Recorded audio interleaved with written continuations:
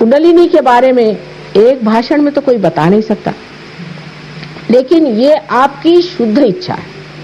आपकी बाकी की जितनी भी इच्छाएं हैं वो अशुद्ध है, क्योंकि आज इच्छा हुई कि हमारे पास जमीन नहीं, फिर इच्छा हुई कि हमारे पास घर नहीं। कोई भी इच्छा पूर्ति होने से इच्छाएं पूर्ण नहीं हो जाती। दूसरी इच्छा आती, तीसरी इच्छा आती, चौथी इच्छा आती। ये तो अर्थशास्त्र, इकोनॉमिक्स का बड़ा भारी सिद्धांत है कि पूरी इच्छाएं कभी पूर्ण नहीं होती। तो वो कौन सी चीज है जिसको प्राप्त करने से फिर कोई इच्छा ही नहीं रह जाती? वही शक्ति जिसे कि शुद्ध इच्छा कहना चाहिए। ये शुद्ध इच्छा हमारे त्रिकोणाकार अस्थि में व्यवस्थित रूप से परमात्मा ने रखी हुई है। और ये शक्ति शुद्ध इच्छा की जब जागृत हो जाती है और जब योग घटित होता है, तो अब लेने का क्या है, पाने का क्या है, अब देने का है।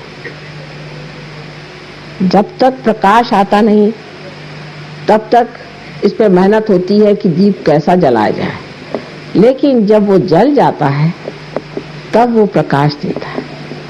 इसी प्रकार आपके भी अंदर ये दीप है और आप परमात्मा के मंदिर हैं, उसमें सिर्फ दीप जलाना मात्र है। अब लोग कहते हैं आप पापी हैं, आपने ये पाप कर्म किया, वो पाप कर्म किया, इसलिए भोग रहे हैं, वो कर रहे हैं, इसलिए इतना रुपया चढ़ाओ, पैसा चढ़ाओ। ये सब बेकार बात है।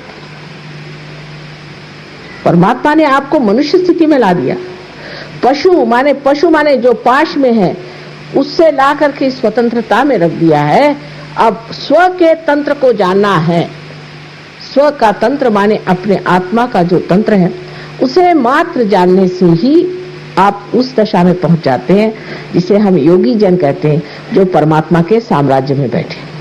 पर योगियों के बारे में भी अपनी कल्पनाएं खूब सारी बनी हुई हैं कि जो घर द्वार छोड़ करके संसार से भागा पलायनवाद कर रहा है। भागना क्यों? हमारे यहाँ जितने साधु संत हुए सब घर द्वार में बैठे। किसने शादी नहीं की थी? क्या श्री राम ने विवाह नहीं किया था कि श्री कृष्ण ने विवाह नहीं किया था? संसार में रह करके ही परमात्मा को पाना है। इससे भागने वाले कभी परमात्मा को नहीं पा सकते। भगेड़ू लोगों को क्या मिल सकती है शक्ति? अगर शक्ति होती तो भागते क्यों? इसमें कोई भी चीज ऐसी नहीं है जिसे आपको छोड़ना है, लेकिन जो चीज अपने चेतना के विरोध में बैठती है वो अपने आप छूट जाएगी। मैं बताऊंगी नहीं, बस इस गली में आप आ जाइए, अपने आप सब बातें छूट जाएंगी। मुझे कहना नहीं पड़ेगा, मैं कहूंगी नहीं तो आधे लोग शायद उठ के ही चले जाए। अपने ही आप काम बन जाए।